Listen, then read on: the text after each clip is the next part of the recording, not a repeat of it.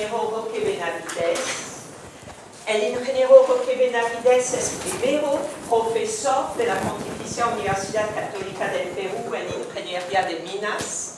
Es presidente del directorio de la Compañía de Minas Buenaventura y es presidente de la CONFIEP. Él tiene una larguísima experiencia, yo creo que acompañado por su padre, él conoce muy ampliamente, yo creo que es la persona que más conoce hoy en día la minería en el Perú y cómo la minería se articula con tantos sectores y articula también el desarrollo. Por eso lo hemos invitado para que ustedes puedan escucharlo y luego hacer las preguntas del caso. Con ustedes y lo acogemos con un fuerte aplauso. Muchas gracias. Muchas gracias, Nicole. Quién sabe algo, veníamos conversando cómo me presentaba y bueno, pues con los años les puedo asegurar que uno va teniendo más sombreros, así que nada, en esta oportunidad fueron las tres cosas, pero hay una que quién sabe se nos pasó a decir, soy un egresado de esta universidad. Soy ingeniero civil y por supuesto muy orgulloso de estar nuevamente acá en mi alma mater. Yo vengo con frecuencia a distintas facultades. Seguramente me invitan más a universidades nacionales que a mi propia universidad, pero no importa. Acá estamos siempre con mucho gusto. Yo traía un poco a raíz de un libro que por supuesto le dejaremos acá, ¿no es verdad? Un libro que acabamos de publicar que es La minería responsable, que por supuesto después distribuiremos o ya tenían acá. No. Tenía la primera parte. Ah, Los 12 bueno, acá tenemos otros libros que les dejaremos después de esto. En realidad, el libro es producto de la experiencia que hemos acumulado en 40 años. Desde 1977 que comenzamos a trabajar en Compañía de Minas Buenaventura, a la fecha son 41, supongo. Así que son muchos años, lo cual por supuesto nos hace un viejo, pero no importa. Dicen que viejo es el viento y todavía sopla, y viejo es el mar y todavía se mueve, así que para entrar en tema tenemos que hablar también de la naturaleza. Lo que les traía yo hoy día era una presentación un tanto general para después aterrizar en el tema minero y su aporte. El título del libro es, por supuesto, La minería responsable y sus aportes al desarrollo del Perú. Yo no creo que haya actividad económica que pueda ser evaluada sin considerar todo el contexto. Y es por eso que... Ahora, ¿qué pasó acá? En los últimos años, mucha gente está en el Perú muy pesimista, ¿no? Y estamos muy fastidiados. Todos los peruanos estamos fastidiados. Seguramente la gente más humilde está más fastidiada porque ve pues la sinvergüencería, la falta de valores que a veces notamos en nuestro país. Pero nosotros no podemos comenzar una presentación sin decir que en el Perú se han hecho muchas cosas bien y que tenemos que ser conscientes de eso y a partir de esa base es que tenemos que ir avanzando. En el Perú, el Perú ha logrado ser el país que más ha crecido en América Latina en los últimos 25 años. En promedio, el Perú ha crecido el 3.5%, comparándonos con el país más exitoso de América Latina, nos guste o no nos guste a los peruanos, que es Chile, hemos crecido más. Y la verdad es que en esto sí tengo que comenzar por decir algo, no tengamos fastidios ni rencores por guerras de hace más de 100 años. La verdad es que tener un vecino como Chile, que lo podemos emular, que podemos hacer las cosas que ellos han hecho bien, pues enhorabuena. No nos comparemos con los fracasados, comparémonos con los países exitosos de América Latina. Y en ese sentido, los países exitosos de América Latina son un club más o menos exclusivo que lo conforman la Alianza del Pacífico. La Alianza del Pacífico, que fue una iniciativa del Perú, es conformada por México, Chile, Colombia y Perú. Y dentro de eso nosotros hemos crecido más que ellos. Incluimos Brasil, porque Brasil pues, es el país continente, en América Latina el país más importante, que por supuesto la están pasando mal, eso no nos hace felices, pero ciertamente también es importante comparar. Brasil en los últimos 20 y tantos años ha crecido 1.3% en promedio. Nosotros hemos crecido 3.5%, casi el triple de lo que ha crecido Brasil. Hemos crecido algo más que Chile y eso es importante resaltarlo. La inversión ha sido también un aspecto muy importante. La inversión, muchas veces la gente dice inversión, inmediatamente identifican como inversión extranjera. Los gringos vienen a salvarnos, los gringos vienen a invertir y por lo tanto logramos sacar adelante los proyectos y muchas veces los relacionan con los proyectos mineros. Yo quiero decirles una cosa, del 100% de la inversión que se hace en el Perú, el 80% es inversión privada y 20% es inversión pública, inversión del Estado. Así que cuando a ustedes les digan, papá gobierno va a venir a salvarme, no es así, porque lo que mueve la economía, la inversión que mueve la economía, es principalmente la inversión privada. Y de la inversión privada, del 100% de la inversión privada, el 80% es inversión de peruanos, inversión nacional, y 20% es inversión extranjera, que por supuesto viene con nueva tecnología, con nuevos procesos, que es bienvenida y que por supuesto es respetada constitucionalmente. En la Constitución Política del Perú se contempla que la inversión extranjera es tratada de la misma manera que la inversión nacional. Así que quienes crean que cuando se habla de inversión estamos hablando de unos gringos que vienen a invertir o unos franceses o lo que fuera, que siempre son bienvenidos. No, es principalmente los peruanos los que estamos invirtiendo. Entonces, aquellos que digan que están en contra de la inversión, están en contra de los peruanos. La micro, la pequeña empresa, la gente humilde que invierte sus pocos o muchos ahorros, esa es la gente que mueve la inversión. Y eso ha sido muy importante en el crecimiento del Perú. Y para entrar en temas políticos, porque todos hacemos política, yo también hago política. Yo no estoy en un partido político, pero sí hacemos política. Esta charla es charla de política. Si ustedes pueden ver, fíjense cómo ha caído la inversión en los últimos años. ¿Qué coincidencia? Coincide exactamente con el gobierno de Humala. Coincide exactamente con el gobierno de Humala. Y coincide con que en el año 2017 la pobreza tuvo un pico, aumentó. Estábamos casi al 20% y hemos subido al 21%. Producto, la inversión cae y al final del periodo ¡pic!, salta la pobreza. Yo no creo que ninguno de ustedes puede estar de acuerdo con que la pobreza crezca en nuestro país. Eso es inmoral, eso no es aceptable, eso no es solidario. Y lo que nosotros tenemos que hacer es luchar porque en el Perú se reduzca la pobreza, ojalá desaparezca la pobreza. Eso es lo que nosotros necesitamos hacer. Y la inflación, por supuesto, es un aspecto muy importante en esa lucha contra la pobreza. Yo no soy economista, tuve que aprender a la fuerza en las épocas de la superinflación qué cosa es lo malo de la inflación. ¿Qué cosa es lo que diferencia al pobre del no pobre? El pobre no tiene activos, no tiene casa, no tiene carro. El no pobre tiene casa, tiene carro, en fin, en mayor o menor medida. ¿Qué cosa destruye la inflación?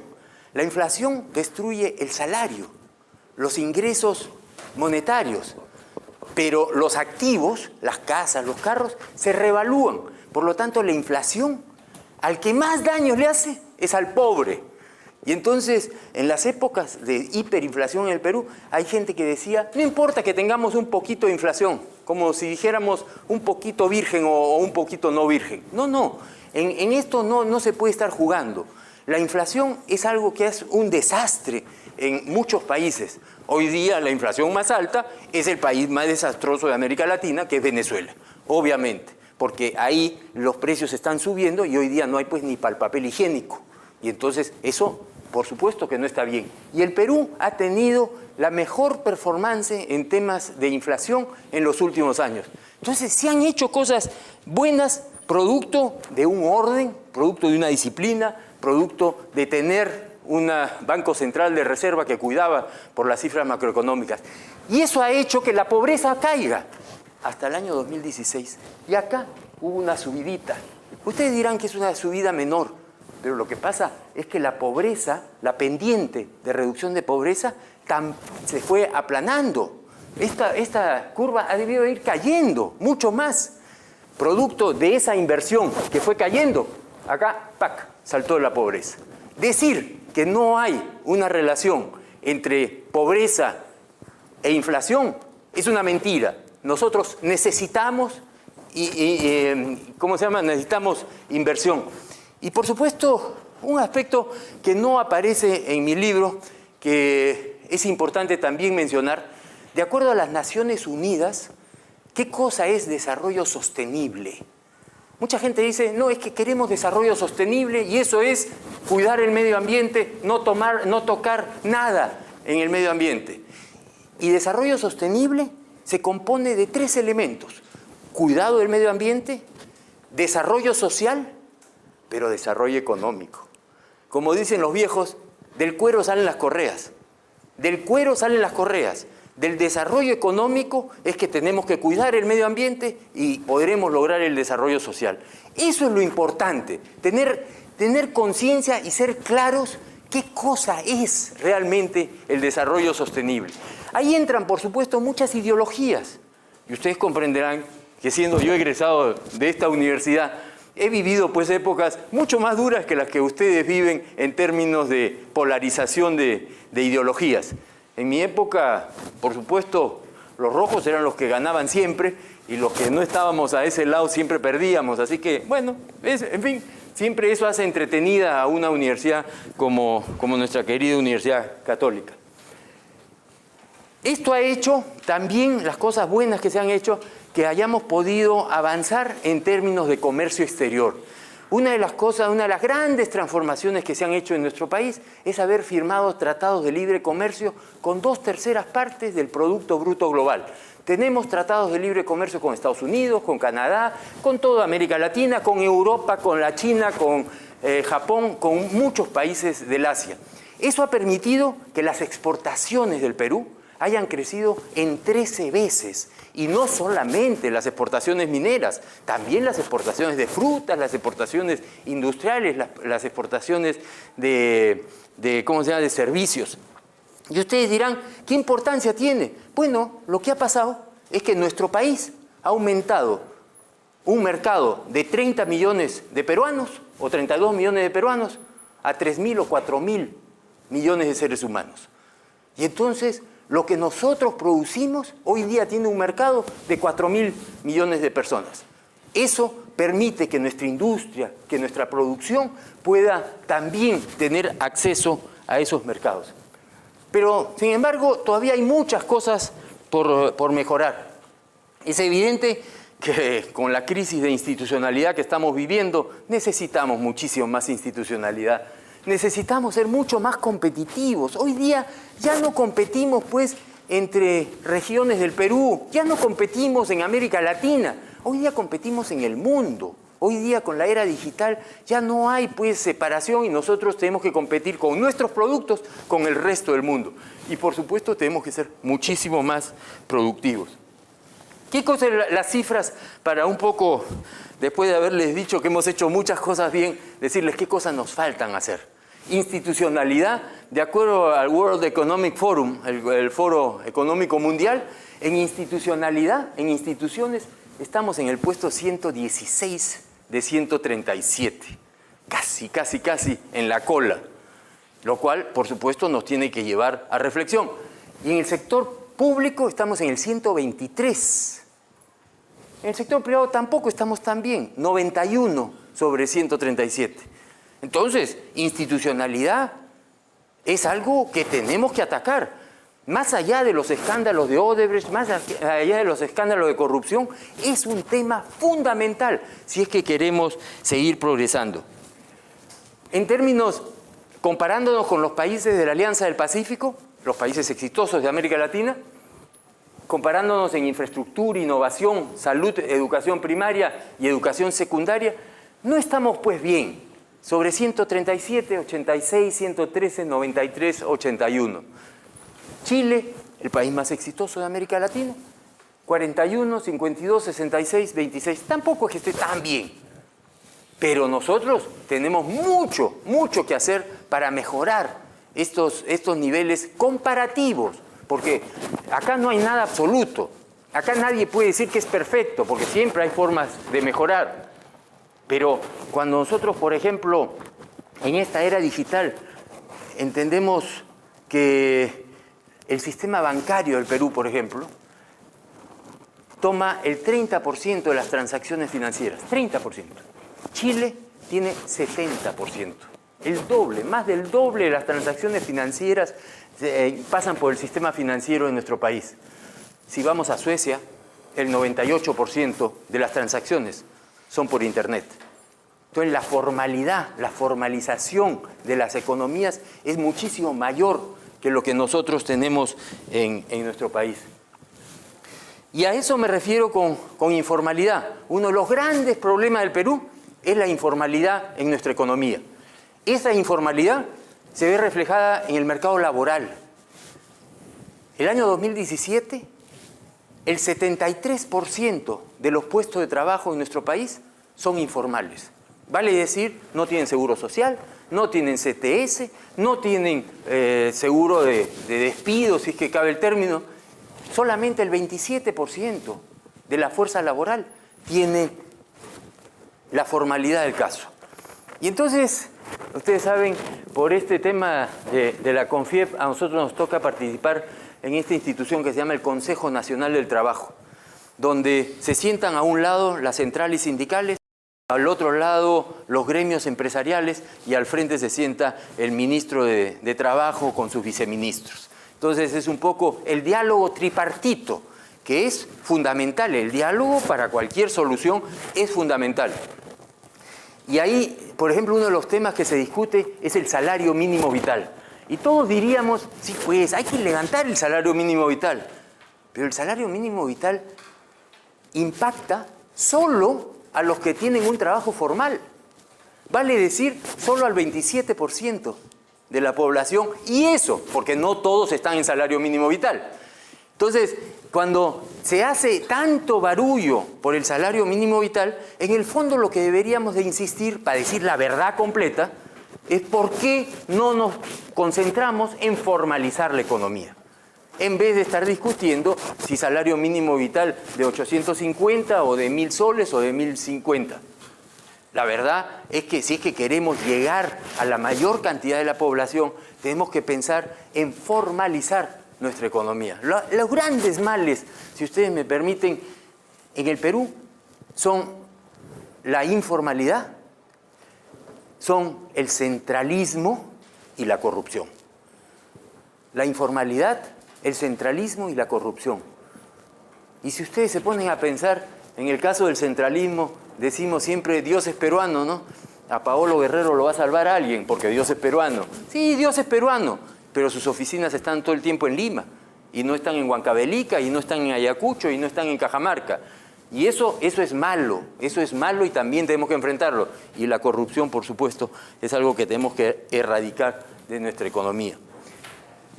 Frente a esta coyuntura, ¿qué cosas son lo que nos puede permitir el crecimiento de nuestra economía? Estamos en una situación donde estamos creciendo al 4% en el Perú. Más que el resto de los países de América Latina exitosos. Sí, claro, pero partimos de una base también menor que, por ejemplo, que la de Chile, que está creciendo 3.8%. Así que 4% no puede ser suficiente. Para una población que crece entre 1,5% y 1.8%, 4% no es suficiente para enfrentar los retos de reducir la pobreza en nuestro país.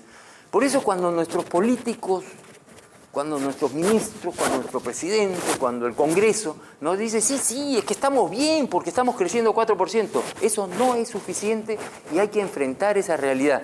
Nosotros deberíamos estar pensando en crecer en 6, 7, 8%. ¿Cómo se hace eso? Con más inversión, con más inversión. Si es que uno no se concentra en promover inversión, y por supuesto inversión formal, inversión descentralizada, inversión sin corrupción, eso es lo que nosotros tenemos que buscar en nuestro país. Algo ha mejorado la percepción de la demanda interna, o sea, lo que estamos consumiendo, la tendencia es a mejorar, pero todavía pues muy débil. Nosotros creemos que tenemos que meterle pues mucho más punche a nuestra economía. Y los sectores que han venido creciendo esencialmente en el primer trimestre del 2018 ha sido la pesca y el agropecuario y algo la construcción. Ustedes dirán, ¿y dónde está la minería? Bueno, la minería también ha venido creciendo, pero mucho de la construcción tiene que ver con minería. Los proyectos mineros, por ejemplo, un Quellaveco va y ya está consumiendo mucho de construcción. Mucho de las obras de infraestructura que se hacen en zonas altoandinas de nuestra patria, se hacen producto de que hay actividad económica que la mueve en muchos casos el sector minero. Por lo tanto, estamos creciendo en algunos sectores, deberíamos de crecer mucho más y promover que los otros sectores también se dinamicen. Uno de los aspectos del que se habla mucho es los proyectos de inversión. Y los proyectos de inversión, de acuerdo a Proinversión, estamos hablando de proyectos para el periodo agosto-diciembre de 2018 de 1.000 y pico millones de dólares y para el periodo 2019-2020 de 7.000 millones de dólares. En sectores como transportes, energía, telecomunicaciones, agua, saneamiento, salud, educación y, por supuesto, los sectores de la producción.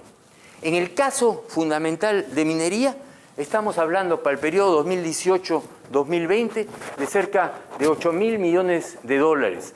8.000 millones de dólares que podrían ser muchísimo más si se avanzaran más rápidamente los proyectos mineros.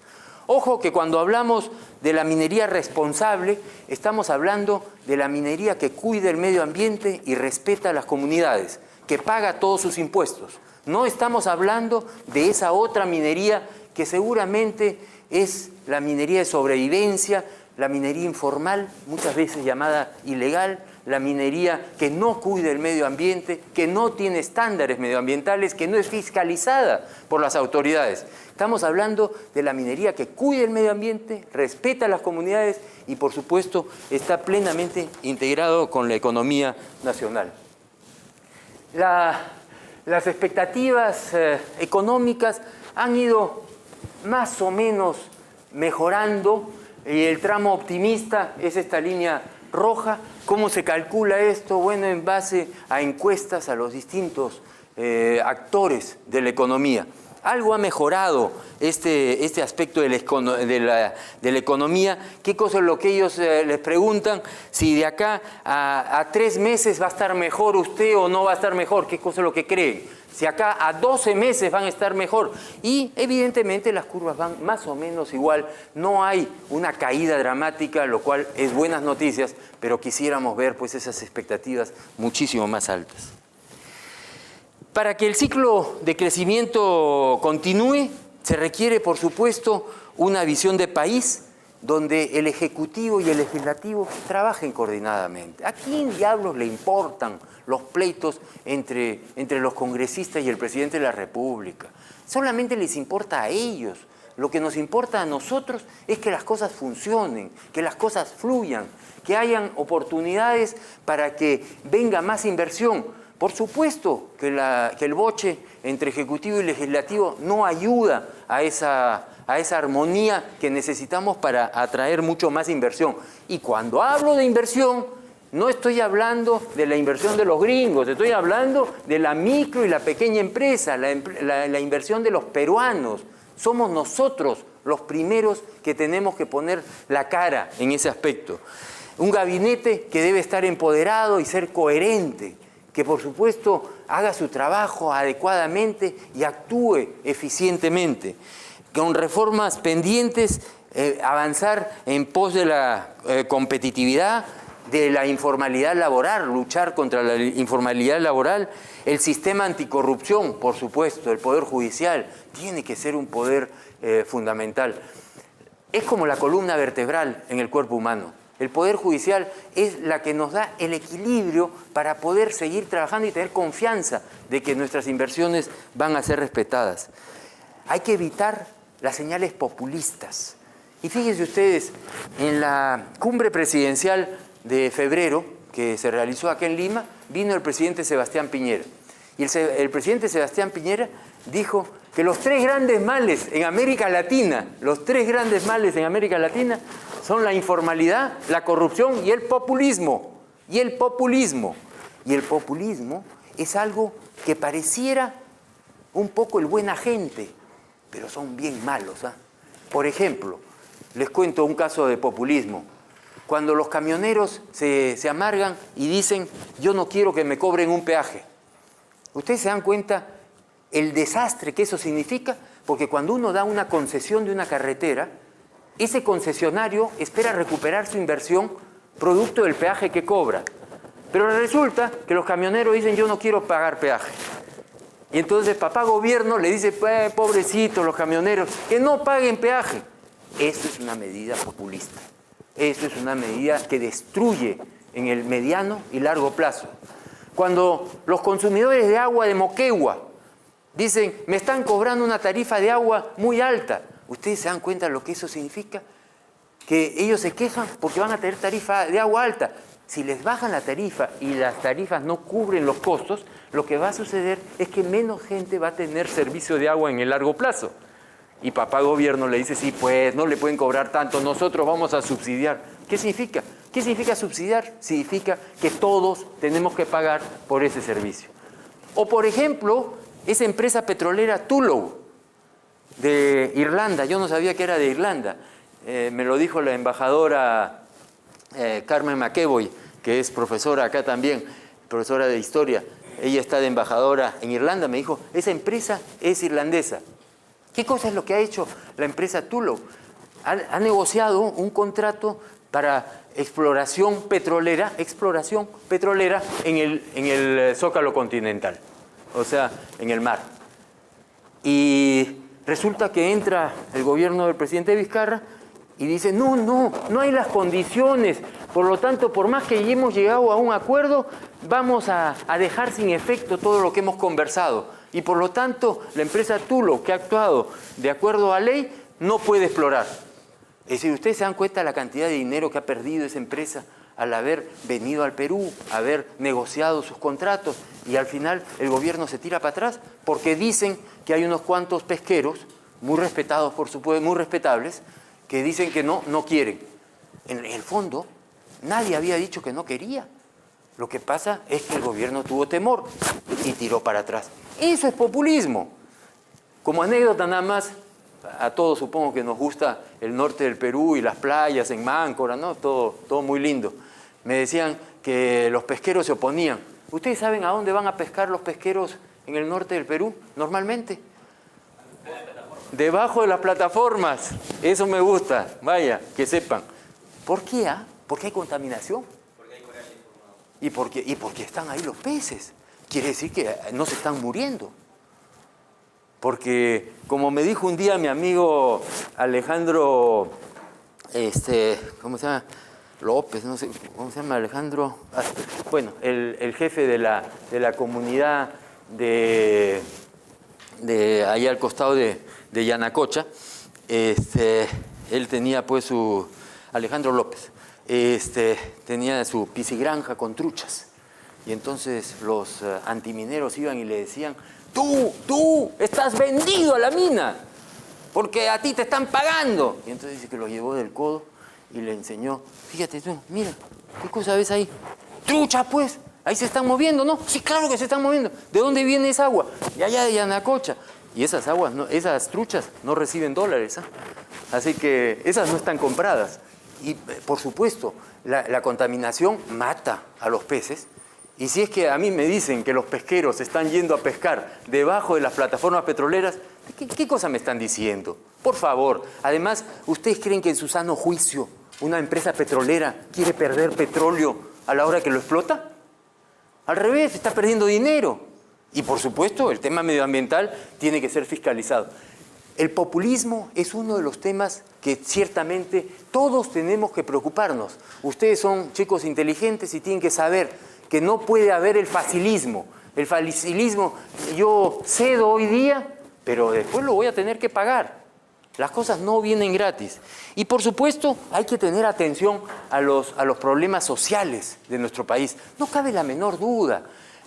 A mí cada vez que me toca salir fuera del Perú a hablar sobre Buenaventura o sobre las condiciones, estuve la semana pasada en Vancouver haciendo promoción del Perú, con InPerú, con el ministro de Energía y Minas, con el representante del Ministerio de Transportes. Ustedes comprenderán que cuando uno va fuera del Perú, lo único que hace es hablar maravillas de nuestro país. Decir que este es el país donde hay que venir a invertir. Y por supuesto la gente te dice, claro, esas cifras que yo les he mostrado son cifras estupendas. El Perú es una maravilla. Y entonces cuando uno se va a la punta del cerro, a 4.000 metros de altura, nuestros compatriotas, los serranitos, nos dicen, ¿y dónde está mi parte de esa estrella?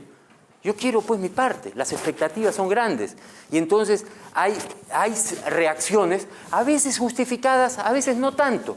Pero lo cierto es que hay que ser consciente que los conflictos sociales existen y que tenemos que enfrentarlos. Y que tenemos, por supuesto, que darle solución. ¿Cómo se da solución? Se da solución con el diálogo. No se da solución a las patadas. Un hombre ilustre, y ustedes habrán escuchado por lo menos La carretera, Ramiro Prialé. Don Ramiro Prialé era un hombre siempre convocante, siempre dialogante. De él sale esa frase, dialogar no es pactar. Dialogar no es pactar, que sale de la época de 1956, en la época que el presidente Prado fue elegido presidente del Perú. Dialogar no es pactar, porque eran los apristas que dialogaban con sus archienemigos, el presidente Prado. Y entonces él decía, yo tengo que dialogar con el presidente Prado, yo no puedo dejar de dialogar. Y otra de las frases que se le asignan a él es que entre peruanos no podemos ser enemigos. Entre peruanos podemos ser adversarios, pero no podemos ser enemigos. No hay derecho a ese enfrentamiento visceral. Podemos discrepar.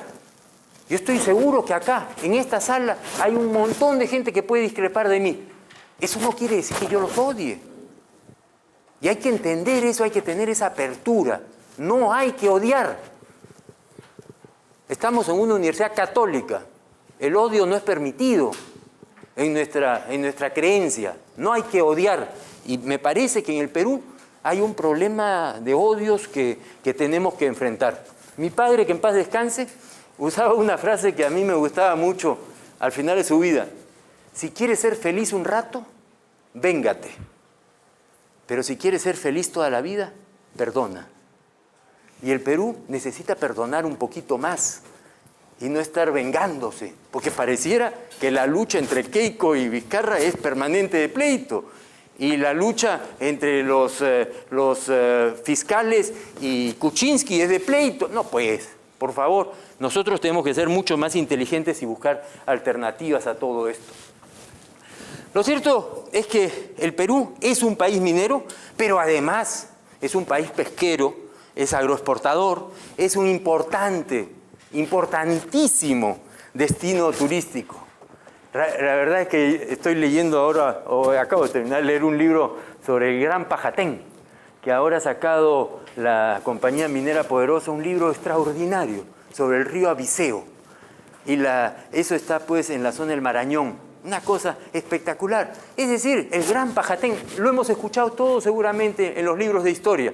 Yo no sabía ni siquiera dónde quedaba, porque no es las ruinas de San Martín. No, esto es distinto, esto todavía no está abierto al público, pero se conoce hace años. Las maravillas que tenemos en el Perú en aspecto turístico son fantásticas. A través de la inversión descentralizada, la minería impacta en la generación de empleo directo e indirecto, contribuye a la recaudación fiscal, al desarrollo económico local y a las exportaciones nacionales y la generación de divisas. Y ustedes dirán, ¿qué significa esto de generar divisas? ¿Para qué exportamos? Bueno, ¿para qué exportamos? Para poder importar bienes de capital, para poder importar tecnología, para poder hasta viajar.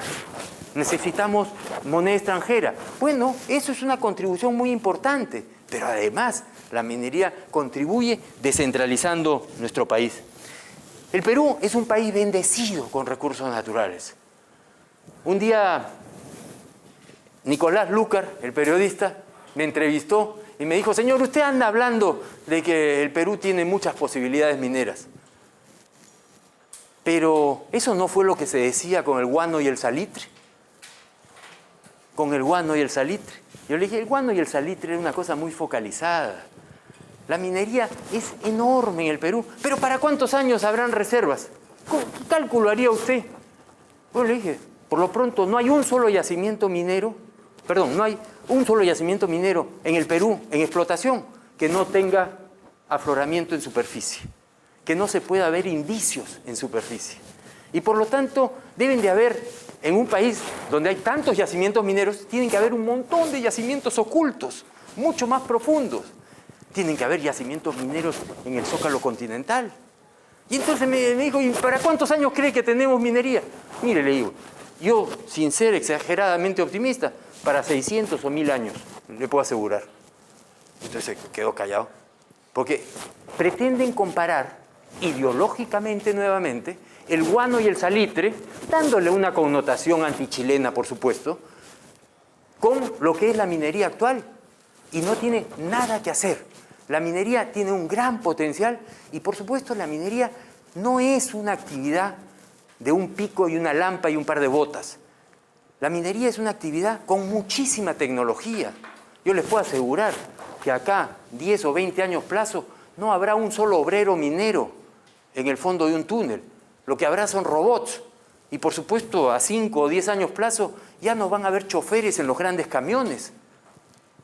Y ustedes dirán, pobre la gente. Bueno, tendremos que prepararnos, ustedes tienen que prepararse para esos retos.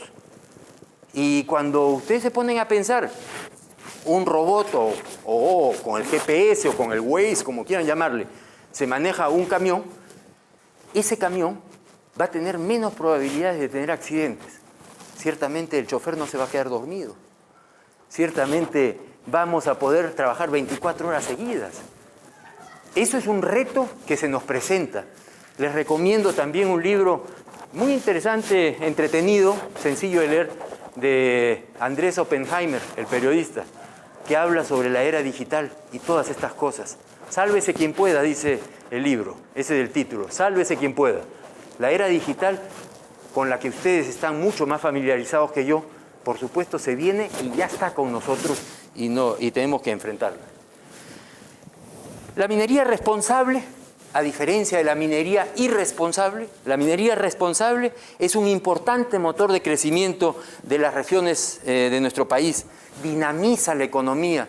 Es decir, el otro día, hace 2 semanas, estaba yo en Huancavelica, en un pueblito que muchos de ustedes seguramente nunca han escuchado hablar del Lircay, capital de la provincia de Angaraes, donde existe una universidad que es la Universidad de Desarrollo Andino, chiquita, que nosotros auspiciamos, y que por supuesto está al costado de la mina de Julcani con la que comenzó Compañía de Minas Buenaventura.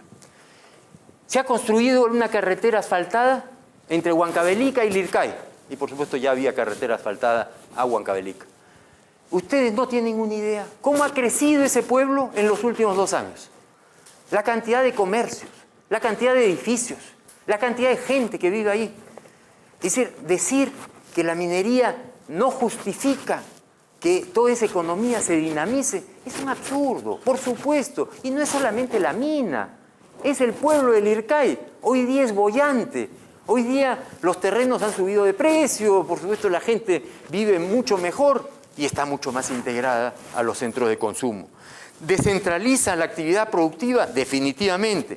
Genera empleo. Para aquellos que dicen que la minería no genera empleo, también es otra mentira.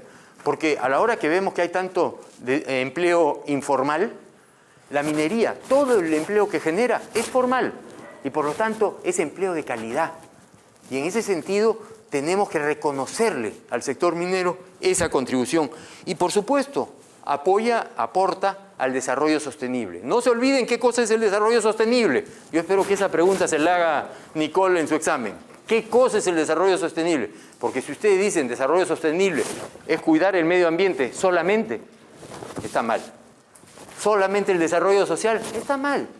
Solo el desarrollo económico también está mal. Son las 3 cosas. Las 3 cosas son lo que generan el desarrollo sostenible de acuerdo a las Naciones Unidas, ¿ah? No lo digo yo. lo dice las Naciones Unidas. Y ustedes dirán, el sector minero debe ser pues el 50% de la producción del Perú. Y no es así. Fíjense ustedes, la minería y los hidrocarburos representan el 14% del Producto Bruto de nuestro país.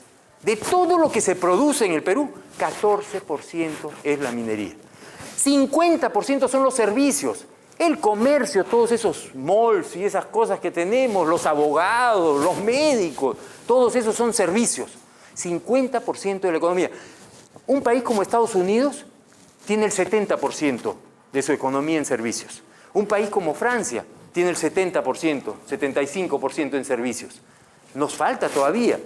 Hoy día dependemos en un 14% de la minería y los hidrocarburos, 12% de infraestructura, comercio, algo así, y otros sectores también. Esto es lo que significa la minería dentro del contexto. Ahora, la inversión minera también ha venido cayendo en los últimos años. Llegamos a un pico en el año 2013 y fíjense ustedes qué coincidencia con los gobiernos. Ustedes saquen sus conclusiones, ya no voy a mencionar a otro presidente, pero fíjense cómo cayó la inversión. Desde el año 2013, ¿cuándo comenzó el gobierno de Humala? 2011, ¿no? Ahí está. Venía una tendencia y después se cayó. Si creemos que fue malo lo de la corrupción, bueno, fue malo. Si es que ha habido mucho, poco, no sé, todos los gobiernos les están encontrando. Lo que no está bien es que la inversión caiga. Y ahí es donde la gente técnica, la gente estudiosa, tiene que evaluar a los distintos gobiernos. Estos son los principales errores. Cómo cae la inversión. Yo les voy a contar una anécdota. Yo tenía alguna necesidad de visitar a algún ministro de Estado en la época del presidente Humala. El presidente Humala les dio orden a los ministros de Estado que no recibieran a nadie del sector privado. A nadie del sector privado. Porque no queremos saber nada con el sector privado. Nosotros creemos que el sector público, el Estado, es el que tiene que lograr el crecimiento. Eso es un absurdo. Eso es como caminar en una pierna nada más. Mejor caminemos en dos piernas. Caminemos sector público, sector privado en forma conjunta. Esta inversión es la que nosotros necesitamos impulsar. Necesitamos que vayamos a mucho más inversión que permita generar toda esta prosperidad que tanto queremos. Y fíjense, ¿dónde son las inversiones en minería? La gente diría, es en Lima. No, pues, Arequipa, los arequipeños se van a sentir la muerte, por supuesto. ¿Cuántos arequipeños hay acá? Yo soy medio arequipeño. Bueno, en Arequipa, y fíjense, ¿dónde crece más la economía? En Arequipa. En Arequipa está creciendo entre 10 y 12% todos los años. Por eso es que cuando van a Arequipa encuentran esos malls y esas construcciones y esas cosas. Arequipa. El segundo, Apurímac. ¿Qué significa Apurímac? Apu, Rímac, Hablador, Cerro Hablador. Ese cerro nos está hablando, nos está diciendo que quiere inversión. Ese cerro nos está hablando. Ahí está hoy día Las Bambas, pero hay un montón de proyectos que se pueden desarrollar y es una de las zonas más pobres del Perú. Hay derecho a tener recursos naturales. Una de las frases más atinadas que he escuchado de este gobierno, del presidente Vizcarra, es: no podemos ser ricos en el subsuelo y pobres en la superficie. Eso lo dice el presidente Vizcarra. No podemos ser ricos en el subsuelo y pobres en la superficie. Nosotros lo que tenemos que hacer es poner en valor a Apurímac, a Junín, a Cajamarca, a Ancash, a Cusco. No estamos hablando de Lima, y Lima es Lima provincias. Porque yo me voy la próxima semana a Uchuchacua, que está a 4.500 metros de altura, en el departamento de Lima. Pero no es Lima, pues, San Isidro, no es Lima, Pueblo Libre. Todos los departamentos del Perú se benefician porque es una actividad esencialmente descentralizante. Y el empleo es un empleo, sí, directo de cerca de 200.000 personas, en forma directa. Empleos formales, empleos bien pagados, seguramente por encima del mercado. Sin embargo, por cada empleo que se genera en minería formal, tenemos un empleo indirecto, 3.25 empleos por efecto inducido en el consumo, lo que nosotros le compramos a las industrias, y 2 empleos por efecto inducido de la inversión. Al final, cada empleo directo genera, si sumo bien, 6.25. Vale decir que si hay 200.000 personas trabajando en minería en el Perú, eso hay que multiplicarlo por 6, 1.200.000. Y si multiplicamos por 5 miembros de cada familia, estamos hablando de cerca de 7 millones de peruanos. O sea, decir, la minería no genera puestos de trabajo. Claro, ¿qué cosa genera? Genera la agricultura, genera los puestos de trabajo. Puestos de trabajo que son informales en muchos casos, que son salario mínimo. Bueno, tenemos que, cuando hablamos de cantidad de empleos, también tenemos que hablar de calidad de empleos. Y la minería sí genera puestos de trabajo bien remunerados, formales y descentralizantes en nuestra economía. La inversión ejecutada en desarrollo sostenible, porque ahora se utiliza este término desarrollo sostenible como si fueran inversiones de buena gente. Bueno, algo se hace de inversiones en las comunidades, se hace de inversiones en las regiones donde se trabaja, pero en realidad, el verdadero impacto de la minería es en la inversión, en lo que dinamiza la economía del país. Y fíjense dónde se invierte las inversiones sociales: en la economía local, en el empleo local, en la infraestructura y, por supuesto, después viene educación, gestión ambiental, salud y nutrición. En todos esos sectores se invierte cuando uno va a la punta del cerro. Ustedes comprenderán, si nosotros vamos pues a la mina de Tambomayo en la provincia de Cayoma, en el departamento de Arequipa, 4.800 metros de altura. Ahí viven compatriotas nuestros, muy humildes, muy pobres. Y a la hora que uno desarrolla una mina en la provincia de Cayoma, en el departamento de Arequipa, esa gente tiene futuro. Y hay que entender que ellos también tienen todo el derecho a tener futuro. Porque yo insisto, Dios es peruano, pero tiene que ser peruano para todos los peruanos. No tiene que ser solamente para los limeñitos. Nosotros tenemos derecho también, por supuesto, como limeños, pero seamos conscientes de que hay otras personas que también tienen necesidades en nuestro país. Las empresas mineras contribuyen en una efectiva y adecuada gobernanza de las actividades extractivas mediante la implementación de iniciativas como la transparencia de las industrias extractivas. Este es un acuerdo a nivel internacional que lo hemos firmado muchas empresas, muchos estados. El Perú, el Ministerio de Energía y Minas lo ha firmado. Son las empresas mineras con el gobierno nacional que contrasta o concilia y llega a un informe de transparencia. Las empresas mineras no crean que están estáticas, es decir, oye, yo hago bien pues porque produzco. No, también queremos tener mucho mejor imagen. Estamos haciendo un esfuerzo. A mí la campaña esta que están haciendo en la prensa, en los radios, me parece muy buena. Me parece que está demostrando humildad, que es muy importante. O sea, la minería no son los bacanes del grupo. Somos gente tan humana, que tenemos rostro humano, que queremos integrarnos con la comunidad. A veces estamos muy solos en las áreas rurales, ¿eh? Porque cuando uno va a la punta del cerro donde el diablo perdió el poncho, vaya a ver si hay un burócrata al costado de uno. La empresa minera tiene que enfrentarlo todo completo. Y la comunidad dice, bueno, usted tiene que representar al Estado, a la empresa privada, y usted me tiene que solucionar todos mis problemas. Y entonces ahí es donde se presentan algunos de los conflictos que a veces desde Lima no se logran entender. Lo que decía del desarrollo sostenible, este es el cuadro. ¿Cuál es el desarrollo sostenible? Este. Cuidado del medio ambiente, desarrollo social con desarrollo económico. Y fíjense, el otro día estaba pensando, haciendo una presentación, la triple hélice, ¿no? Ahí están las 3 hélices, la triple hélice. Esto es el desarrollo sostenible. Creer que solamente es dejar las cosas intactas. No toque usted el tema, no me mueva un gramo de tierra. No, pues, de lo que se trata es de desarrollo económico con cuidado del medio ambiente y con desarrollo social. Una anécdota que también es interesante en esta facultad mencionar. En mi otra vida, yo soy juez de caballos de paso. Y eso me permite a mí viajar por muchas partes del Perú, muy lindas, distintas en algunos casos a las zonas mineras. El otro día me invitaron a un pueblo que está al costado de Selendín, en Cajamarca, que se llama Sucre.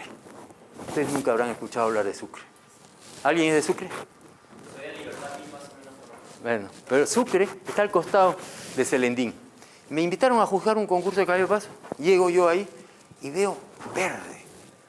Un verde más verde que el verde de Cajamarca.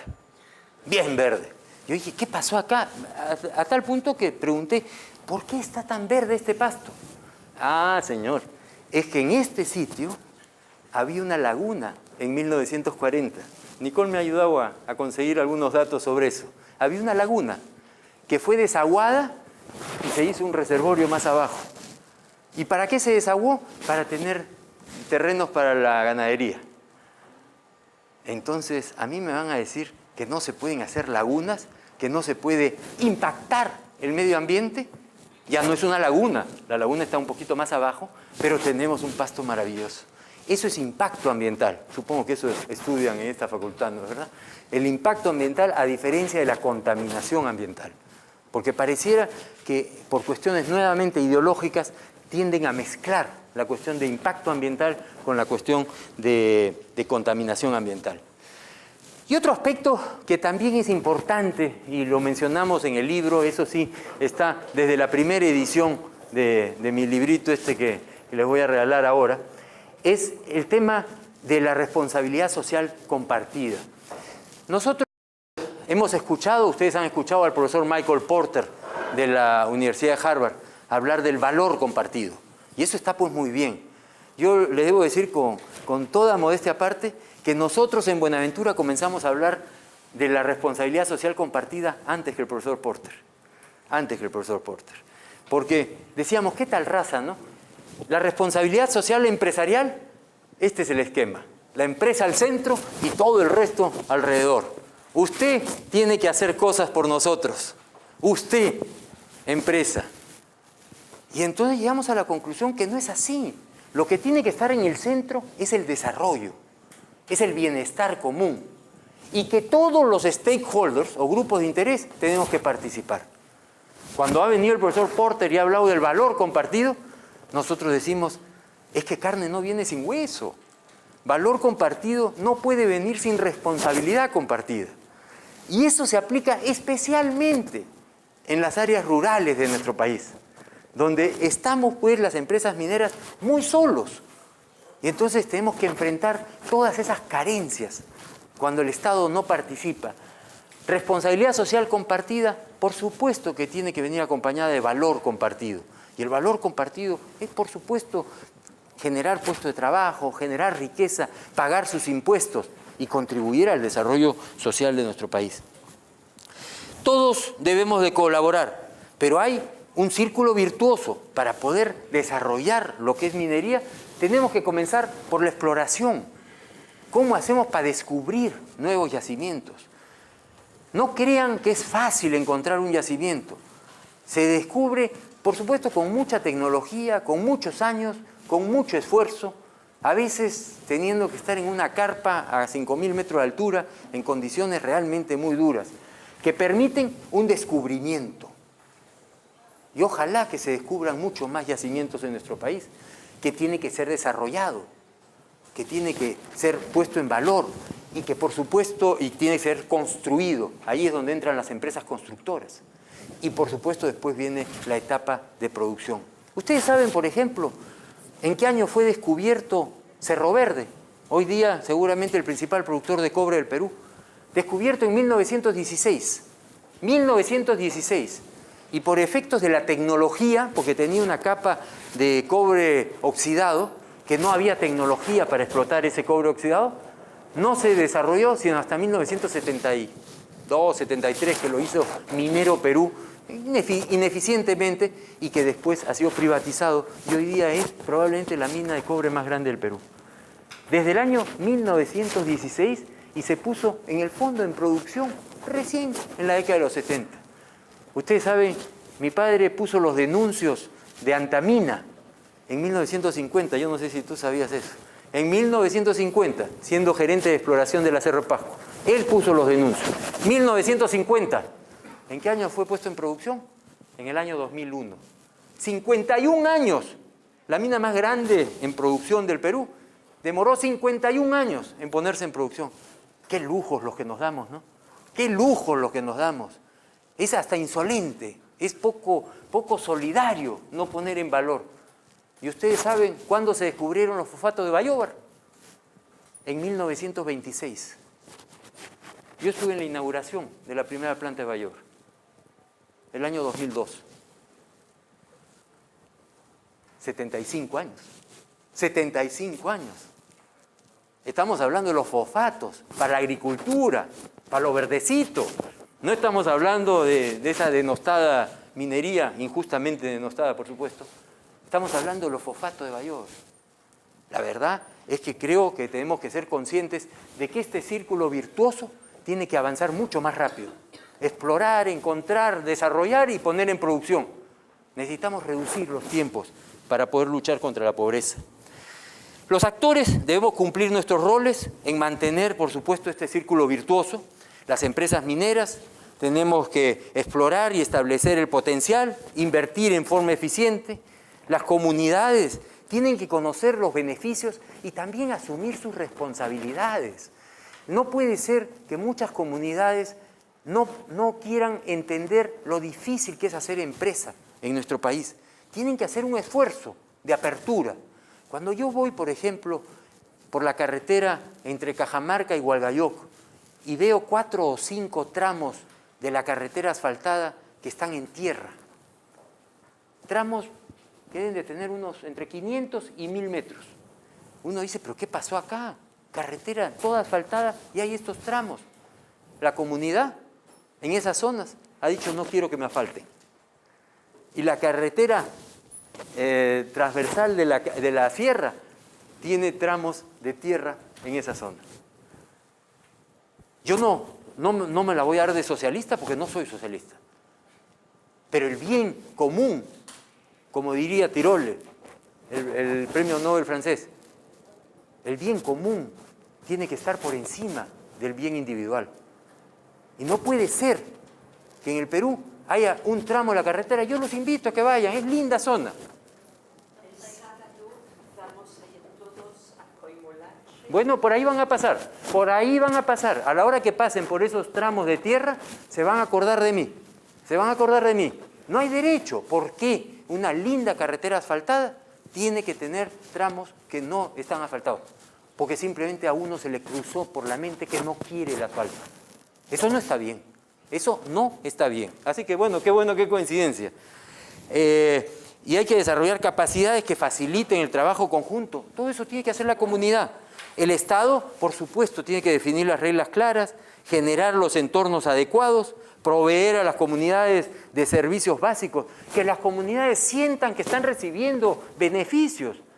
El problema con el Estado es que, y especialmente con los gobiernos regionales y municipales, es que son muy ineficientes y al final la gente no ve beneficios. ¿Y a quién culpa? A la empresa minera. Pero si la empresa minera pagó sus impuestos y nuestro Estado es el que tiene que distribuir, ¿qué pasó ahí? O sea, ahí hay un poco de ineficiencia estatal que por supuesto nos preocupa. Y asegurar, por supuesto, la contribución de los beneficios por parte del Estado. Además, los gobiernos, empresas y comunidades debemos mantener el diálogo constructivo y respetar la ley y el Estado de Derecho. Entrando, y esta es la última parte, les juro, porque ya me estoy quedando sin garganta, un poco lo que es Buenaventura. Buenaventura, no, acá tengo, gracias.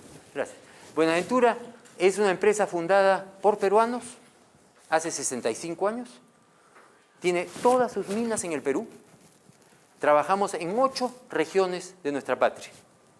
8 regiones. Por supuesto trabajamos en Lima, sí, tenemos una oficina en Lima, sí, y tenemos una mina, 2 en realidad, en la zona de Ollón.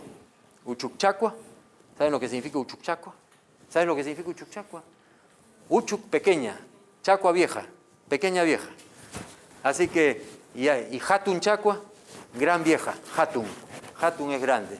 No crean que sé yo quechua, simplemente sé unas cuantas palabras y me encanta poder decirlas con gente que no sabe ni una palabra, así que nada más.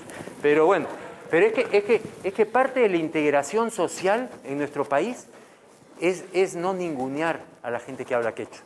Hoy día el quechua se ha valorizado mucho para la gente, por ejemplo, de relaciones comunitarias, para la gente que tiene que enfrentar a las comunidades al comienzo.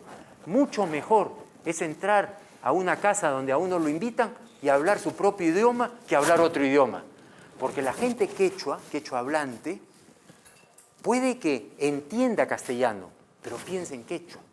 Y nosotros tenemos que hacer un esfuerzo por contratar a gente que sepa quechua. Si tienen una oportunidad, aprendan quechua. Yo ya no aprendo nada, así que, pero ya ustedes pueden aprender el quechua, y el quechua es un idioma, además, hasta donde yo entiendo, muy rítmico, muy musical, muy lindo, ¿no? Buenaventura tiene como misión ser un operador minero de elección y de mayor aceptación para las comunidades, las autoridades, la opinión pública en general, generar la más alta valoración de la compañía. Somos una empresa inscrita en bolsa y cuanto más valga la empresa, beneficiamos más, no solamente a los accionistas, sino que podemos buscar mayores préstamos, porque la empresa vale más y entonces nos pueden prestar más y a mejores condiciones. Tenemos los valores, y lo de los valores también tiene su curiosidad, porque tuvimos una reunión hace unos años y dijimos, ¿cuáles son los valores de la empresa? Y dijimos, bueno, una empresa minera tiene que comenzar por los valores del incanato. No robarás, no serás ocioso y no mentirás, ¿no? Y en base a eso salieron estos, pero por supuesto el primero tiene que ser la seguridad de nuestra gente. Porque si no hay seguridad en la operación minera, en la operación industrial, pues no nos estamos preocupando de ese capital humano, que es el mayor de los capitales, el capital de las personas. Nosotros tenemos que preocuparnos que puedan llegar a su centro de trabajo, que puedan trabajar y puedan regresar a sus hogares sanos y salvos. Eso es fundamental. Honestidad, laboriosidad, lealtad, respeto y transparencia. En un momento habíamos puesto integridad. Y ahí sí, de nuevo, regreso a la cuestión semántica. En castellano, integridad es un íntegro, a diferencia de un quebrado. Ustedes no sé cuán matemáticos sean, pero en fin, integridad no es palabra muy castellana, porque integridad viene de integrity en inglés, y en inglés sí significa honestidad y una serie de valores, pero en castellano no tanto. Pero en todo caso, ya hoy día entendemos y podríamos hasta haber puesto integridad. Y por supuesto, la visión es desarrollar recursos minerales generando el mayor valor posible a la sociedad. Ustedes comprenderán, nosotros somos una empresa minera. Nosotros no podemos pretender que 15.000 personas que trabajamos en Buenaventura estén bien focalizados si no sabemos exactamente lo que estamos haciendo. Pretender decir que Buenaventura se va a meter en banca, en textiles, en industria, no. Nosotros somos empresa minera. Nosotros sabemos explorar, sabemos descubrir, sabemos desarrollar y sabemos producir. Eso es lo que sabemos y eso es mucho decir para una empresa. Esa es la visión de Buenaventura. La historia ha sido larga, desde 1953 que fue fundada Buenaventura, con la mina de Julcani en la provincia de Angaraes, en el departamento de Huancavelica. Después vino la mina de Recuperada en la provincia de Huancavelica, del departamento de Huancavelica. Después se desarrolló la mina de Uchucchacua en la provincia de Ollón, 4.500 metros de altura, en el departamento de Lima. Después vino Orcopampa, en la provincia de Castilla, en el departamento de Arequipa. Luego participamos en Brocal, en Cerro de Pasco. Luego fundamos Yanacocha junto con Newmont, que eso por supuesto trajo un crecimiento de Buenaventura muy importante. También después en el mismo Cajamarca entra Coimolache, que es lo que van ustedes a visitar, y la zanja que está al costado. Dicho sea de paso, es interesante, si van a Coimolache, ver desde Coimolache la mina de Goldfields, que está a tiro de piedra y se ve a la distancia. Muy interesante. Y a Colquirrumi a ver toda la remediación ambiental que se ha hecho. Un trabajo lindo se ha hecho. Realmente esa zona pues muy antigua, la zona de Colquirrumi data de 1700. y hay túneles ahí hechos pues es decir, con todo el lujo de esas épocas, y ahí ha habido que hacer una remediación ambiental muy importante. En Colquirrumi nosotros estuvimos, yo diría que hasta el año 85, 90, que se paralizaron las operaciones, y después hemos estado remediando. Y luego también han ido a Río Seco, ¿no? A Río Seco, por ahí está Río Seco, ahí está la planta de Río Seco. Yo me estoy yendo el jueves ahí a Río Seco con algunos técnicos, y tenemos, pues, por supuesto, la hidroeléctrica de Huanza. También es interesante, tenemos una hidroeléctrica en el Valle de Santa Eulalia de 100 megavatios. A mí me hace mucha gracia porque, un poco ideologizando las cosas, le digo, estamos en una industria no renovable, pero todo el consumo de energía es renovable. Entonces, no creamos que todo es o no renovable o renovable, no hay 100%. Toda la energía que nosotros consumimos viene de energía hidroeléctrica. Y uno de los aspectos también fundamentales, quién sabe, un hito en la historia de Buenaventura fue inscribirnos en la Bolsa de Nueva York. Fuimos la primera empresa minera latinoamericana en inscribirnos en la Bolsa de Nueva York, el año 97. 97, 96, 96.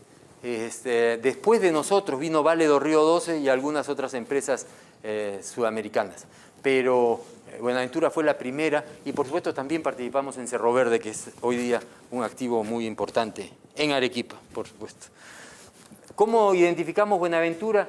La columna vertebral está hecha de la seguridad, la gestión de personas, la gestión social, la gestión ambiental, la tecnología e innovación, la energía, las comunicaciones y la oficina central, en fin. Y luego tenemos activos en oro, la raya amarilla, operaciones que estamos actualmente en operación, Tambomayo, en la provincia de Cayoma, 4.800 metros de altura, bien bravo esa, bien bravo. Orcopampa, también en la provincia de Castilla, en Arequipa, 3.800 metros de altura, La Zanja y Coimolache en Cajamarca, y Yanacocha igual en Cajamarca. Las minas de plata, Uchucchacua, Mayay, en la provincia de Ollón, en el departamento de Lima, Julcani, en la provincia de Angaraes, en el departamento de Huancavelica. Y los metales base, esencialmente cobre, plomo, zinc, el brocal en Cerro de Pasco, y Cerro Verde en la zona de Arequipa, muy cerca de la ciudad de Arequipa. Cerro Verde, por ejemplo, ha sido un dinamizador de Arequipa impresionante. Lo que había en Arequipa antes de Cerro Verde, antes de la ampliación de Cerro Verde, y lo que hay hoy día es el día y la noche. Y estamos hablando de la segunda ciudad del Perú. Y luego, en la parte baja, son los proyectos que tenemos en los distintos metales. Nuevamente, oro, plata y cobre, principalmente. Y están ubicados en distintas zonas. El Faique en Piura, Trapiche en Apurímac, San Gregorio en Cerro de Pasco, Marcapunta en Cerro de Pasco, Yanacocha Sulfuros en Cajamarca, Coimolache Sulfuros en Cajamarca. Fíjense ustedes, estamos haciendo un recorrido por todo el Perú. No hay industria que pueda recorrer todo el Perú, y esta es solamente una de las empresas que operan en nuestro país. En gestión social hacemos muchísimo, muchísimo. Yo, después de haber terminado el libro, he comenzado a apuntar algunas cosas que se me han escapado, así que será para la 4ª edición. Pero son cosas, por ejemplo, el Patronato Plata del Perú. Hemos cumplido 22 años haciendo el concurso nacional de platería en el Perú. 22 años. ¿Cuántas cosas duran 22 años acá en el Perú? Promovido esencialmente por Buenaventura, por Sauden Perú, por algunas compañías auríferas de La Libertad. 22 años promoviendo que los artesanos plateros puedan tener una salida a sus productos. Esos caballitos de filigrana tan han visto, bueno, muchos de esos son producto del concurso nacional de platería que hacemos todos los años. El Estado brilla por su ausencia. La plata que brilla, el Estado no brilla. Es una cosa terrible. No logramos conseguir que Promperú nos apoye. No les interesa. ¿Por qué no les interesa? No lo sé. Actuamos, por ejemplo, como receptores de los médicos, los Peruvian American Medical Society. Son los peruanos que fueron educados en medicina acá en el Perú y que se fueron a hacer su desarrollo profesional a los Estados Unidos y que viven acomplejados de que no dan suficiente a su país y entonces regresan todos los años para atender en zonas de extrema pobreza. Nosotros los acogemos para que vengan a Huancavelica, para que vayan a la zona de Ollón, para que vayan a la zona de Cajamarca. Empresarios por la educación, educación para los chicos en los colegios. La UDEA, que es la Universidad de Desarrollo Andino, la carretera Huancavelica-Lircay, de la cual yo les comentaba. Por supuesto que hay muchos aspectos. En gestión ambiental es la recirculación del agua. En eso deberían de también tenerlo presente. En el Perú, de agua de lluvias, tenemos 2 millones de metros cúbicos. Vale decir, en castellano, 2 billones. En inglés serían 2.000 millones, ¿no? 2.000 billones. Pero nosotros tenemos 2 millones de metros cúbicos. De eso, el Perú solo consume el 2%. Claro, la mayoría del agua se va hacia el Atlántico, la mayoría del agua. Pero inclusive hacia el Pacífico, el agua de lluvia, el 85% del agua de lluvia se va al mar, hacia el Pacífico. Y entonces, ustedes como gente inteligente dirán rápidamente, acá lo que hay que construir son reservorios. Y entonces cuando uno se pone a pensar, el problema de Conga fue, ¿construimos o no construimos reservorios? No, pues eso va contra la inteligencia humana. Hay que construir reservorios para que no se vayan las aguas al mar. Un ejemplo actual, muy interesante, es el caso de Tía María, donde nosotros no tenemos nada que ver con el caso de Tía María. Tía María está en el Valle del Tambo, como ustedes saben. Ustedes saben que el río Tambo nace entre Puno y Moquegua. Y entra a Moquegua y luego entra a Arequipa. Todos los problemas sociales se presentaron en Arequipa. ¿Cuál es el problema? Los agricultores del Valle del Tambo diciendo, no me tocan mi agua. Yo no quiero que me construyan ningún pozo tubular ni nada por el estilo. Y entonces la alternativa era desalinizar el agua. Muy bien, suena bien, pues, ¿no? ¿Qué cosa es desalinizar el agua? Traerte el agua a 50 kilómetros de distancia del mar, elevarla a 1000 metros, desalinizar, quitarle la sal y que la mina use ese poquito de agua. Suena bien. ¿Saben cuál es la alternativa? Construir un reservorio en la parte alta del Valle del Tambo, que le daría más agua durante más tiempo a los agricultores y ganaderos del Valle del Tambo. Y por supuesto, esa agua también se podría utilizar para la mina. ¿Qué cosa es más constructivo? ¿Desalinizar o construir el reservorio? Es evidente. Entonces, cuando venimos a la universidad, es para que nos enseñen a pensar. No es para que salgamos igual, porque si pasamos por la universidad y regresamos a lo mismo, la universidad no ha hecho nada por nosotros. Ustedes tienen que ser súper críticos en estos aspectos. El caso de Tía María es patético. La discusión es absurda. Ya les digo, no tengo nada que ver yo con Tía María, por eso es que lo puedo hablar abiertamente. Y en gestión de personas, por supuesto, capacitación continua, inauguración del campus Buenaventura con una plataforma virtual de formación. La verdad es que esto de la informática, pues oye, nos está llevando a cosas increíbles. Y la gestión, por supuesto, de seguridad y salud en el trabajo y las campañas médicas preventivas. Lo cierto, y para terminar, esta es la última lámina, para los que ya están cansados de mí, que deben de ser todos, se han hecho muchas cosas bien en el Perú. Hemos logrado firmar tratados de libre comercio con casi todo el mundo. Y en cada tratado de libre comercio hay un capítulo de defensa de la inversión. En el Perú, un caso como Bear Creek, por ejemplo, que le quitaron las concesiones en la época de Alan García, porque Alan García tuvo temor, le quitaron las concesiones porque había un problema social. Ellos han ido a las cortes internacionales y han ganado el caso y el Estado peruano tiene que resarcirlos. Y eso está bien. No es que yo esté a favor de que mi Estado, mi país tenga que pagar, pero si es que incumple su palabra, tiene que pagar. Y eso es una demostración baratita de que en el Perú se respeta la propiedad. Y eso es importantísimo. En cada tratado de libre comercio hay un capítulo de defensa de la inversión. Tenemos grado de inversión que no lo tienen muchos en este vecindario. Ciertamente Bolivia, Ecuador, Venezuela, Brasil, Argentina, no tienen grado de inversión. ¿Quiénes tenemos grado de inversión en América Latina? Pues lo tiene México, lo tiene Colombia, lo tiene Perú y lo tiene Chile. ¿Qué cosa es eso? La Alianza del Pacífico.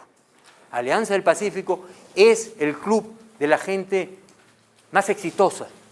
Y nosotros lo que queremos es ser exitosos, no queremos ser fracasados. Nosotros estudiamos para el éxito, no para el fracaso. Yo espero que ustedes todos quieran ser súper exitosos. Y además tenemos un Banco Central de Reserva que realmente es una institución súper sólida, probablemente de los bancos centrales de reserva más independientes que hay en el mundo. Y para suerte tenemos a don Julio Velarde, que ha sido reelegido por tercer periodo. Eso da una estabilidad increíble, porque el Banco Central tiene que velar porque no suba la inflación, porque el tipo de cambio se suba si es que tiene que subir moderadamente o caiga, tiene que bajar moderadamente. Es una institución de lujo la que tenemos.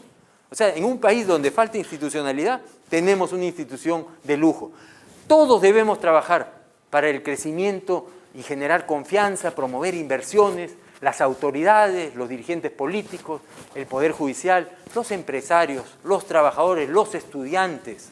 La responsabilidad social también es responsabilidad social universitaria. Por eso es que acá en la Universidad Católica tenemos una oficina de responsabilidad social universitaria. No todas las universidades lo tienen, ¿eh? Yo siempre lo insisto, hay que fomentar esa responsabilidad social universitaria.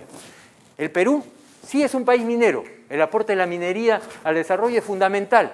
Lo que tenemos que propiciar es condiciones para lograr su crecimiento e integrar la minería a los otros sectores y permitir de esa manera que el Perú progrese y, por supuesto, pueda lograr reducir la pobreza y contribuir a que haya muchísimo más bienestar en nuestro país.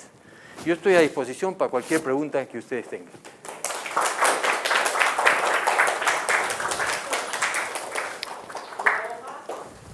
Ustedes, preguntas, supongo que hay muchas. Bueno, algo que hemos aprendido en el curso, me parece que es que la estabilidad económica y el sentido de las inversiones es muy importante para el desarrollo de la industria minera, que es la base prácticamente de nuestra economía. Ahora, me pregunto, tampoco sería bueno, sería sensato, me parece, decir que solamente se debe promover la inversión, ya que hemos tenido últimamente, en los últimos años, varios gobiernos que justamente han abierto mucho el país y que se han dado los mayores casos de corrupción. Por eso me parece como por ahí para criticar esa parte, y quería preguntar puntualmente por qué hay tantas personas, específicamente los campesinos, o sea, ¿por qué usted cree que hay tantos campesinos en contra si es que en este país, por ejemplo, antes que la educación, siendo la educación muy importante y que generalmente la consideramos, hay otras necesidades, ¿no? Como el dinero, la economía, el crecimiento, y sí, hay mucha gente que trabaja antes de estudiar, entonces, normalmente esas personas que enriqueciéndose estarían a favor, ¿por qué no lo están? ¿O por qué usted cree que no están los campesinos a favor de muchos proyectos? Yo creo que las expectativas son muy altas y enhorabuena que sean muy altas. Yo creo que las expectativas no solucionadas generan frustración. Eso, si tú le agregas, porque no hay que comenzar por decir la cuestión política e ideológica, ¿no? Pero si tú le agregas a eso la cuestión política e ideológica, entonces se generan estos conflictos. Yo tengo absoluta solidaridad con la gente más humilde de las áreas rurales de nuestro país, pero evidentemente la frustración que existe de ver que dicen que el Perú es una estrella y ellos dicen, ¿y dónde está? Pues mi parte. ¿Por qué es que no me llega? Y entonces uno trata de explicar que también tiene que ver con las autoridades. Ojalá que en estas elecciones que vienen se elija bien, pues, y no elijamos pues a gente que termina pues en la cárcel o termina sin colaborar, contribuir a ese bienestar. La respuesta no es fácil, porque lo que sucede y lo que sí creo que es una respuesta clara es que no podemos perder el tiempo. No podemos perder el tiempo. Lo que tenemos que hacer es generar riqueza mucho más rápidamente para que esa gente tenga esas expectativas más o menos resueltas. Y claro, junto con eso tiene que venir el Estado, que tiene que venir con servicios de salud, de educación, de infraestructura básica, de seguridad y de justicia, que es lo que dice la Constitución Política del Perú. Pero el Estado en muchos casos no cumple. Ahora, tampoco se trata del deporte nacional. Ustedes saben cuál es el deporte nacional en el Perú, ¿no? Señalar con el dedo acusador. Pero cuando tú señalas con el dedo acusador, no se olviden que hay 3 dedos que nos señalan a nosotros, ¿eh? Y que hay que ser autocríticos, ¿eh? El deporte nacional de estar señalando así, no, tú tienes la culpa. Hay 3 dedos que te señalan a ti. ¿Qué cosas has hecho tú para solucionar esos problemas? Y un dedo que señala a Dios, que no te permite mentir. Así que no se olviden del dedo acusador. Sí, a mí, con respecto a su presentación, usted comenzó con respecto a la minería responsable y sus responsables al desarrollo económico del Perú. En este sentido, el grupo de la lectura representa más que todo un poder económico con respecto a una cara de la inversión del país por los peruanos. En ese sentido, nosotros también representamos un gran porcentaje de la producción de oro a nivel latinoamérica. Pero al ser un gran poder económico también representar en cierta medida un desarrollo sostenible de la actividad y también generar una cierta manera de discurso político, porque en minería también hay una idea de político. Me gustaría saber muchísimo cuál sería su propuesta de combatir en cierta medida la exportación de oro a partir de cómo tanto la exportación de oro de minería a gran escala se camufla con oro de producto informal e ilegal. ¿Cómo usted podría combatir ese cambio de mercado de finanzas que está muy asociada a la política? Porque eso es inevitable que la minería de placeres familiares organizados en la sociedad política. Entonces, ¿cómo poder combatir ello si ustedes tienen un gran poder económico que puede influir unas convenciones tan positivas para generar inversión? Porque tiene toda una inversión privada, una inversión sostenible. Entonces, me encantaría escuchar una propuesta. Vamos, hay varias partes en tu pregunta, ¿no? En 1969, mi profesor de historia, don Lorgio Devoto, que seguramente ya murió hace muchos años, dijo en la clase, porque la Cerro de Pasco exporta en sus barras de cobre oro escondido. Profesor, usted me va a disculpar, pero eso no es cierto, además técnicamente no es factible. Y yo le quiero decir que usted está mintiendo. Benavides, fuera de la clase. Me votaron en tercero y media de la clase. Mi padre era presidente de la Cerro Pasco. Y yo no le iba a aceptar que dijera una cosa así. Distante de lo que tú acabas de decir, ¿no? Eso de que la minería formal se junta con la informal, hay casos particulares donde la minería formal está tratando de formalizar a los mineros informales. Verbo y Gracia en la zona de Patás, en la Sierra de la Libertad, ¿no? Y entonces, ¿qué cosa hacen esas empresas mineras si tienen invasores? Entonces, hasta donde yo entiendo, porque yo no tengo nada que ver con, bueno, sí ahora tengo algo que ver porque estoy casado con una mujer que tiene participación en alguna mina en Patás. Así que supongo que tengo alguna participación. Bueno, ¿qué cosa es lo que se hace? Yo creo que para formalizar hay que irradiar formalización. Y yo creo que ahí están haciendo un esfuerzo auténtico y bien. Eso es distinto que la minería en Madre de Dios. Esa minería es absolutamente informal y ahí nadie se formaliza. Es distinta que la minería en Puno, en la Rinconada, donde la cosa es radicalmente distinta. Es distinta que la minería en Piura, donde ahí están explotando, después de que se fue Tambo Grande, comenzaron los mineros informales. El tema de la minería informal es muy complejo. Yo creo que hay que enfrentarlo y, por supuesto, hay que hacer un esfuerzo de formalización. Que las empresas formales estén coludidas con las informales, eso ya comienza a ser un poco discutible. Como te digo, hay casos donde, por ejemplo, yo entiendo que en Patás de repente se te meten pues a un túnel en la noche, o las casas en Parcoy, en el jardín, han abierto huecos, el jardín, en el patio, han abierto huecos y se han metido a las vetas. ¿Cómo se trata con esa gente? O sea, el tema es complejo. Como te digo, lo de Madre de Dios es distinto, ¿eh? Lo de Madre de Dios, ahí, hasta donde yo entiendo, el Estado ya comenzó a regular el ingreso de petróleo, por ejemplo. Porque ustedes comprenderán que todas esas máquinas funcionan a petróleo, a gasolina. Y para entrar a Madre de Dios no hay 50 sitios, ¿eh? Hay 4 o 5 garitas que se pueden controlar el petróleo, que se puede controlar el mercurio, que se pueden controlar los insumos para la minería. Entonces, es complejo. Yo por eso es que le puse el título Minería Responsable. Lo de responsable va con su segunda.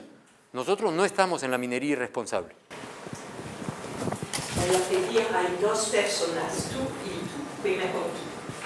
Quería consultarle acerca de, hablaba de las exportaciones, de inversión, que se debe, digamos, fomentar mucho más, ¿no?, para poder producir, poder exportar, no solamente de capital. Pero, ¿qué opinión también te merece poder producir también nosotros mismos, es decir, fomentar la producción interna de tecnología, de producción, industria, en otros sectores, además de la minería? Es decir, también, ¿cómo que debería estar, digamos, por el Estado, la empresa privada, cómo debería fomentar eso?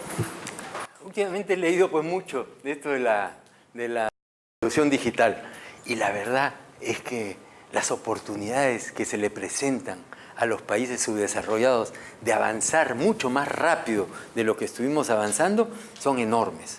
Yo soy de los que creo que la revolución digital nos permite, si es que logramos surfear la ola y que la ola no nos pase por encima, hay que surfearla, hay que meterse a la ola y ir con la ola.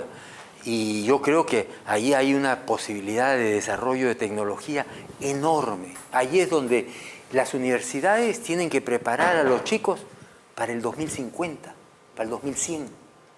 Ya no puede la doctora Bernet estar preparando para el 2021, ¿eh? Ella tiene que estar preparando para el 2050, porque si no, no sirve, pues. 2021 está a 4 años, eso no nos sirve, o a 3 años. Y yo creo que ahí hay una posibilidad, la democratización de la economía con la era digital es fascinante. Hoy día tú puedes leer exactamente lo mismo que está leyendo un chico en la China. Puedes tener la información de ese chico en la China o de Estados Unidos o de Singapur, por decir los países más desarrollados. Pues eso nos ofrece una oportunidad. Para eso tenemos que prepararnos. Usted nos mencionó que la tecnología y la innovación eran uno de los ejes fundamentales de Buenaventura. Es interesante porque además la minería a gran escala y responsable es súper competitiva porque los precios de los metales son iguales acá en Perú que en China y en Rusia, ¿no? Entonces eso fomenta por un lado la competitividad. Chile, estaba revisando algunos datos, tiene como 200 startups, que son, digamos, empresas nuevas que están buscando innovación disruptiva, que están ligadas a minería. Estuve checando cifras en el Perú y creo que no llegamos ni a 5 startups. De hecho, por eso justo Santiago es el líder mundial de innovación en minería a nivel global. Y mi pregunta iba en cómo podemos tratar de impulsar justamente la innovación, ¿no?, ligada a, por ejemplo, economía circular, procesos de remediación ambiental o incluso optimización de recuperación de minerales, ¿no?, en la minería en nuestro país, teniendo, digamos, una riqueza similar a la que tiene Chile. Y por otro lado, usted mencionó que la Alianza del Pacífico es el club como de los exitosos, ¿no?, en América Latina. Yo tuve la suerte de estar en el encuentro de jóvenes de la Alianza del Pacífico que fue en Cali, en Colombia, hace unos meses, y el presidente Santos nos contaba que la idea nació de él, ¿no?, que él le contó al presidente Alan García la idea y Alan García luego la implementó, pero bueno, el punto y mi pregunta iba... Los egos colosales no los podemos controlar, así que tranquilo. Santos también tiene un ego colosal, ¿eh? Seguramente que sí. Pero mi pregunta iba cuando cada país mostraban las cifras y los resultados, Perú estaba como que en la cola de los 4 países, ¿no? Y de hecho muchos presentaban resultados y Perú presentaba sobre todo legislaciones. El reto que tenemos como países grandes, ¿no? Entonces, ¿cómo podemos llegar, digamos, a cerrar estos gaps, estas barreras con incluso estas economías que son las más exitosas del país? Y sobre todo ligarlo también a la academia, ¿no? O sea, por ejemplo, Chile y Colombia, por ejemplo, mencionaban grandes ejemplos de cómo es que la empresa privada trabajaba de la mano de la academia para buscar solucionar problemas y aplicarlos directamente, investigación aplicada. Bueno, son 2 preguntas, trataré de acordarme las 2, comenzando con los startups.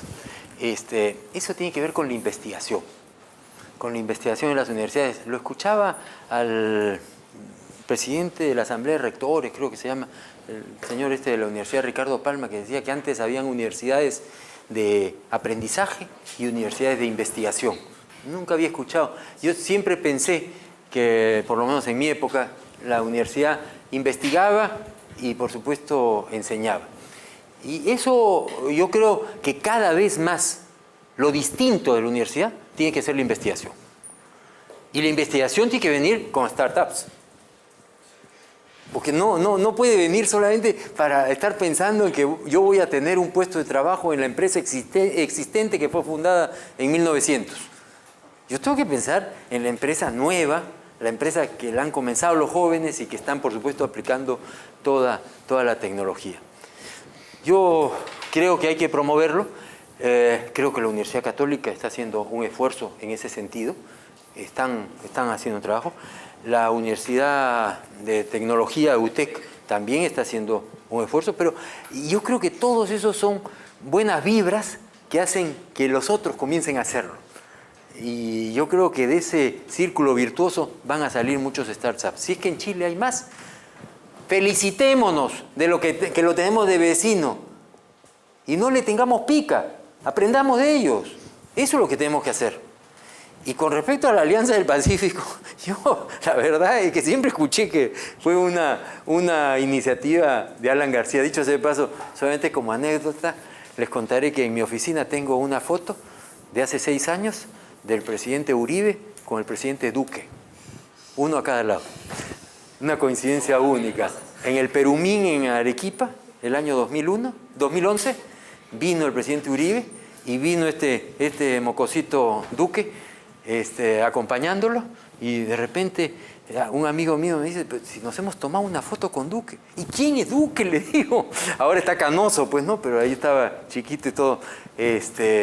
Colombia es un país también donde tenemos pues mucho que aprender. Más parejo con el Perú, pero con una tradición política mejor, me parece. En fin, tenemos que aprender también. Quedémonos con los países exitosos. No nos quedemos, no aprendamos pues de Venezuela. ¿Qué vamos a aprender de Venezuela? Nada. Ni de la Kirchner, ¿eh? No. Jóvenes, el decano nos espera, pero de verdad yo creo que Roque Benavides nos ha ilustrado a través de toda su marca. Nuevamente, un aplauso y agradecimiento porque ellos nos organizan la salida de campo de este fin de semana completamente. Muchas gracias.